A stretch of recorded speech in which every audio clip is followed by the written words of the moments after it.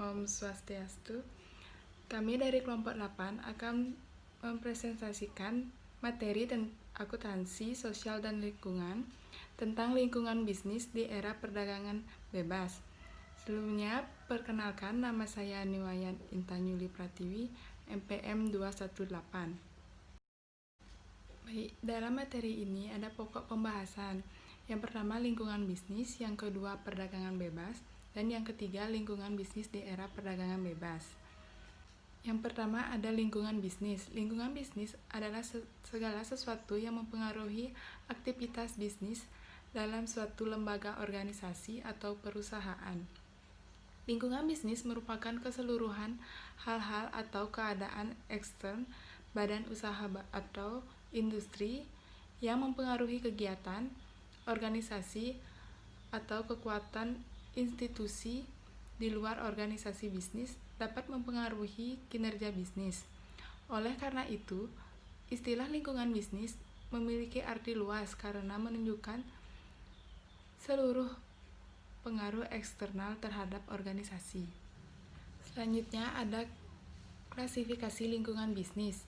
Yang pertama, lingkungan internal. Lingkungan internal ini biasanya digunakan untuk menentukan kekuatan atau strength perusahaan dan juga mengetahui kelemahan atau weakness perusahaan. Lingkungan internal dipengaruhi oleh beberapa faktor, yaitu yang pertama ada tenaga kerja atau man, yang kedua modal money, yang ketiga bahan baku atau material, yang keempat peralatan atau perlengkapan produksi atau machine, yang kelima ada metode atau method.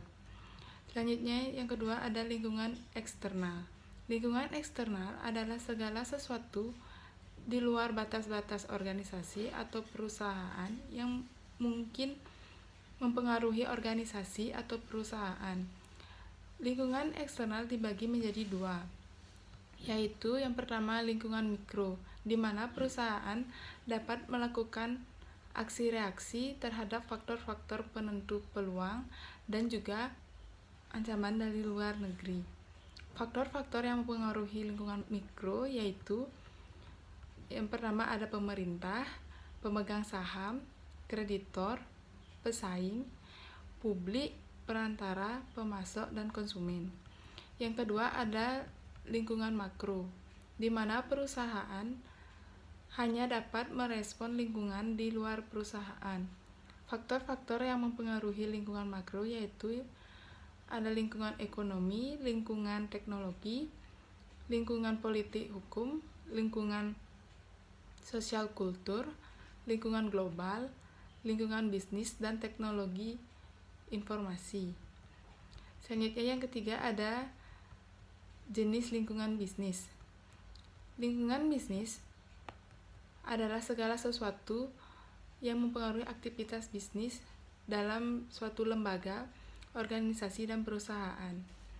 Jenis lingkungan bisnis dibedakan menjadi dua, yaitu yang pertama ada lingkungan umum atau lingkungan makro. Lingkungan umum meliputi beberapa faktor yang mempengaruhi keseluruhan bisnis secara tidak langsung.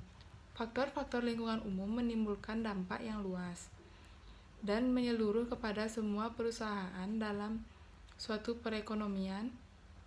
Lingkungan umum tidak hanya mempengaruhi perusahaan-perusahaan saja, tetapi juga akan mempengaruhi berbagai unsur yang termasuk dalam lingkungan khusus.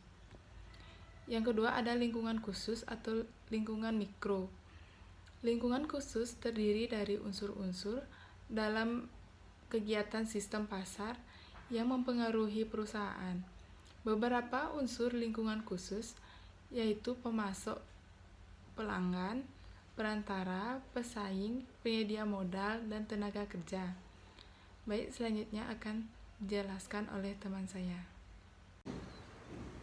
Perkenalkan, nama saya Nika Dedesional dari NPM 227. Saya akan melanjutkan materi ini dengan manfaat lingkungan bisnis. Pemahaman dan kesadaran akan lingkungan harus dimiliki setiap perusahaan, karena ketidaktahuan tentang lingkungan bisnis bisa membuat bisnis gagal dan tidak bertahan di pasar.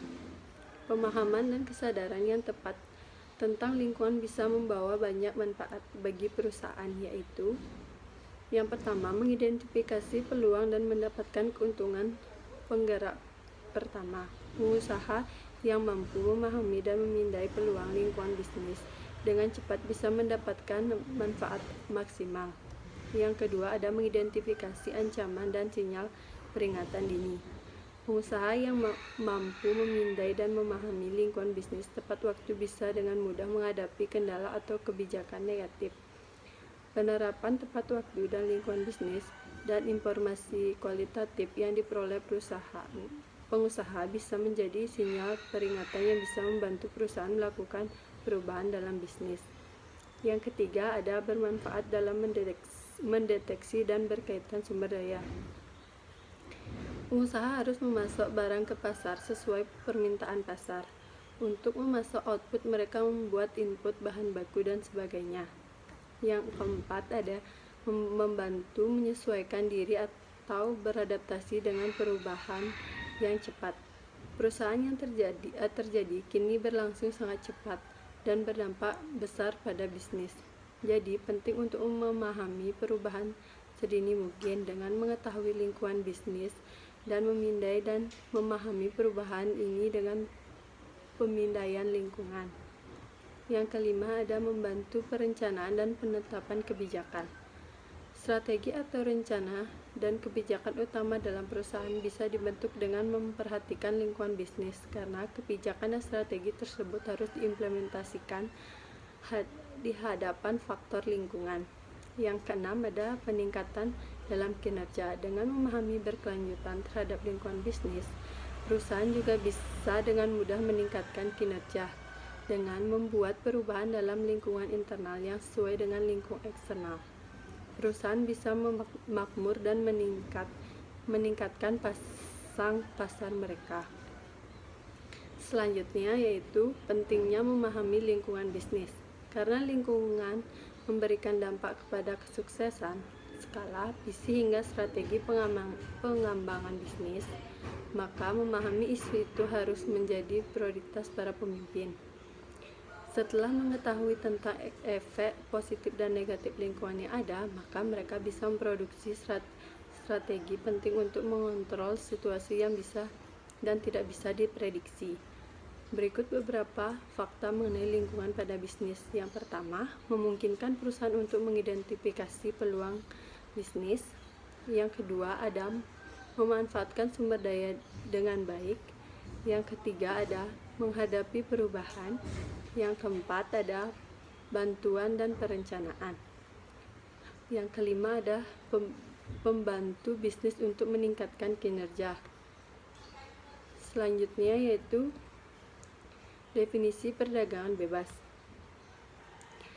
Pasar bebas atau sering juga disebut perdagangan bebas adalah sebuah kondisi ekonomi yang mengedepankan produksi dan penjualan barang dan jasa tanpa campur tangan dari pemerintah. Perdagangan bebas berupa suatu kegiatan jual beli produk antara negara tanpa adanya kerumitan aturan atau birokrasi yang mengatur perdagangan bebas itu di dalam suatu negara. Sehingga suatu negara, perusahaan atau perorangan sekalipun dapat menjual produk yang diciptakan di luar negeri. Begitu pula sebaliknya, negara lain pun dapat menjual produk di dalam negeri sehingga konsumen dapat mendapatkan barang-barang kualitas internasional dengan mudah dan dengan harga yang relatif terjangkau. Pada dasarnya, sistem ini merupakan prinsip ekonomi yang berdasarkan hukum pemerintah dan penawaran. Dengan sistem yang terrealisasi dari pemerintah ini, keputusan dan aksi individu yang berhubungan dengan uang, barang, dan jasa semua bersifat sukarela. Baik, di sini saya Nika Mantiska Utami NPM 206 akan melanjutkan presentasi dari teman saya. Selanjutnya yaitu tujuan pasar bebas. Adapun tujuan dari pasar bebas diantaranya yaitu yang pertama meningkatkan pendapatan negara, di mana memiliki perdagangan yang tidak sebatas hanya di dalam negeri memungkinkan sebuah negara memiliki pasar yang lebih luas. Maka dari itu, mengekspor barang ke luar negeri dilakukan untuk mendapatkan transaksi jual beli lebih banyak. Yang kedua yaitu meningkatkan perekonomian negara.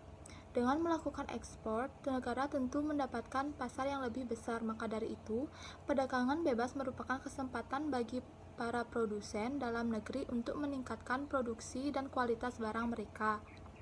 Yang ketiga, memperluas pasar. Perdagangan yang terbuka ke banyak negara juga memperluas konsumen dari suatu produk. Yang keempat, menciptakan transfer of technology.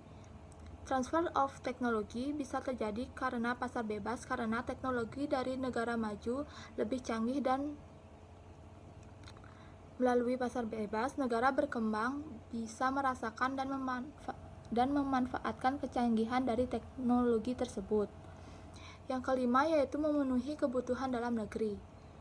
Kebutuhan dalam negeri dapat terpenuhi dengan adanya pasar bebas karena beberapa barang mungkin sulit bahkan tidak dapat dari dalam negeri. Oleh karena itu, negara bisa melakukan impor dari luar negeri untuk memenuhi kebutuhan tersebut. Selanjutnya ada fungsi pasar bebas. Adapun fungsi pasar bebas dalam perekonomian negara yaitu pasar bebas dapat memberikan kebebasan kepada masyarakat untuk melakukan kegiatan ekonomi khususnya dalam melakukan kegiatan ekspor dan impor. Kemudian pasar bebas juga berfungsi untuk memberikan informasi mengenai harga dan jumlah permintaan barang, serta bisa menjaga harga barang agar tetap stabil. Selanjutnya ada dampak perdagangan bebas. Yang pertama yaitu ada dampak positif. Dengan adanya perdagangan bebas yang dilakukan oleh suatu negara, tentunya negara tersebut dapat menikmati produk tidak hanya hasil produk buatan dalam negeri sendiri, tetapi juga dapat mengonsumsi produk buatan luar negeri dengan mudah karena adanya perdagangan bebas. Barang impor dapat bebas masuk ke dalam negeri. Selain itu, terjalin suatu hubungan internasional yang semakin terbuka antar negara. Kemudian, produk dalam negeri dapat dengan mudah meraih popularitas di luar negeri,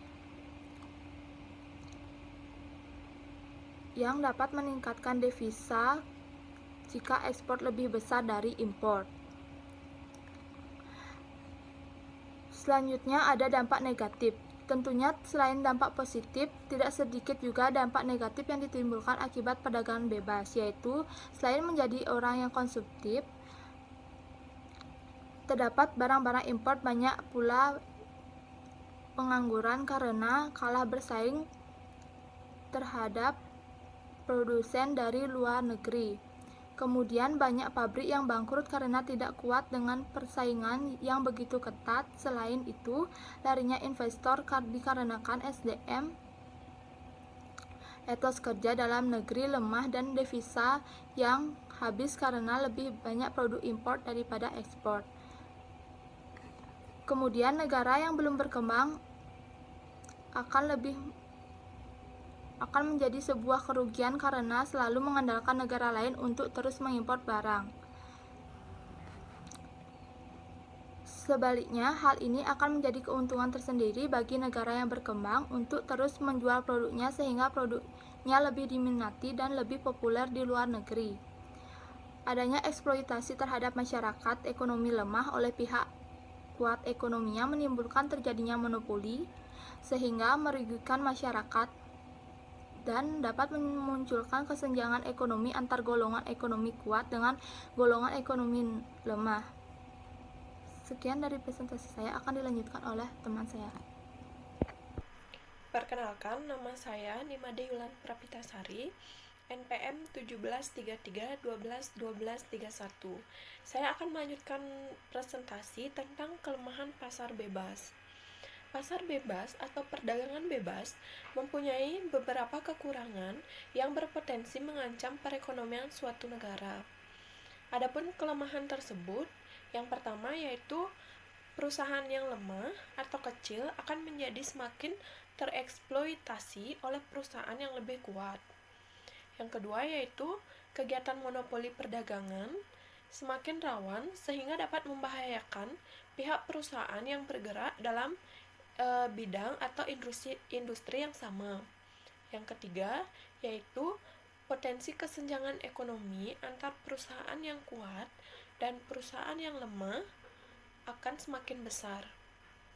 Yang keempat yaitu dapat mengancam kestabilan perekonomian suatu negara jika produk dalam negara tersebut tidak mampu bersaing dengan produk asing yang masuk ke negaranya. Yang kelima yaitu jika hal tersebut sudah terjadi, maka negara pun bisa memiliki sikap atau sifat ketergantungan pada negara lain dan akan berdampak pada menurunnya tingkat perekonomian pada negara tersebut. Selanjutnya yaitu manfaat pasar bebas. Pasar bebas memiliki manfaat yang bisa dirasakan dalam pertumbuhan perekonomian suatu negara. Adapun manfaat pasar bebas, yang pertama yaitu setiap orang bebas dalam memiliki kekayaan dan mengelola sumber daya produksi mereka. Yang kedua, kreativitas dari masyarakat akan lebih berkembang. Yang ketiga yaitu produsen dapat menciptakan produk-produk yang berkualitas. Hal ini dikarenakan pasar bebas menghasilkan persaingan antar negara. Yang keempat yaitu tindakan para pengusaha pun menjadi lebih efektif dan efisien karena mereka bergerak atas dasar prinsip ekonomi. Selanjutnya yaitu ciri-ciri pasar bebas. Yang pertama yaitu perdagangan barang tanpa pajak atau pembatasan perdagangan yang lain. Maksudnya adalah dalam kegiatan jual beli tersebut dilakukan tanpa dikenai pajak oleh pemerintah. Yang kedua yaitu perdagangan layanan tanpa pajak atau pembatasan perdagangan yang lain. Hal ini hampir sama dengan poin yang pertama, sehingga tidak adanya ketentuan pajak yang khusus yang dikenakan kepada produsen. Yang ketiga yaitu ketiadaan dasar-dasar pemutar belit perdagangan, seperti pajak, subsidi, peraturan atau hukum yang memberikan kelebihan kepada perusahaan, isi rumah, atau faktor-faktor produksi. Yang keempat yaitu akses bebas ke pasar. Hal ini berarti bahwa adanya batasan atau dengan kata lain terdapat kemudahan akses secara langsung kepada pasar atau langsung pada konsumen dalam proses penjualannya. Yang kelima yaitu akses bebas kepada informasi pasar. Hal ini berarti bahwa konsumen dalam proses membeli produk dapat meraih informasi secara terbuka dan bebas. Yang keenam yaitu pergerakan bebas tenaga kerja dan modal kerja antara luar dan dalam negeri. Selanjutnya, saya akan menjelaskan tentang karakteristik ekonomi pasar bebas. Ada beberapa karakteristik pasar bebas. Yang pertama, kepemilikan sumber daya ekonomi oleh pribadi dan sektor swasta. Ekonomi bebas ada karena sebagian besar sumber daya ekonomi dimiliki oleh perorangan atau perusahaan sektor di swasta. Ini berkebalikan dengan ekonomi komando, yang mana pemerintah memiliki semua itu. Dalam pasar bebas, pemilik memiliki kontrol penuh atas alat produksi, alokasi, dan pertukaran produk. Selain itu, mereka juga mengendalikan pasokan dan tenaga. Selanjutnya yang kedua, ada pasar keuntungan berkembang. Salah satu faktor kunci yang membantu pasar bebas menjadi sukses adalah keberadaan lembaga keuangan yang maju dan efisien. Pasar keuangan berkembang untuk memfasilitasi kebutuhan pembiayaan bagi mereka yang tidak dapat atau tidak ingin dibiayai sendiri. Selanjutnya yang ketiga, ada kebebasan untuk berpartisipasi. Dalam ekonomi pasar bebas, masing-masing individu dapat mengambil bagian dan berpartisipasi dalam aktivitas ekonomi individual yang membuat keputusan ekonomi. Selain itu, tidak adanya pemaksaan atau pembatasan terkait kegiatan ekonomi. Selanjutnya yang keempat, perdagangan sukarela. Individu memiliki hak untuk melakukan pertukaran atau perdagangan yang mereka yakini akan membuat mereka lebih baik. Individu membuat diri mereka lebih baik dengan membeli sumber daya bernilai rendah dan menjualnya menjadi sumber daya bernilai lebih tinggi. Selanjutnya yang kelima, persaingan dan mencegah praktik-praktik persaingan tidak sehat. Individu bebas untuk bersaing satu sama lain. Itu juga berlaku dalam perusahaan. Dalam kasus ini, pemerintah harus memastikan bahwa persaingan dilakukan secara adil dan memberikan peluang yang sama. Melalui undang-undang seperti antitrust, pemerintah melarang praktik-praktik yang cenderung merugikan seperti monopoli dan kartel. Selanjutnya yang keenam, Insentif ekonomi mendorong individu untuk menjadi yang terbaik. Uang bertindak sebagai insentif untuk produksi dan menjadi lebih baik. Jika kita menghasilkan barang dan jasa yang orang mau dan mampu beli, kita menerima uang sebagai imbalan. Semakin banyak uang yang kita dapatkan, semakin tinggi posisi kita secara ekonomi. Selanjutnya, yang ketujuh, tidak ada intervensi pemerintah.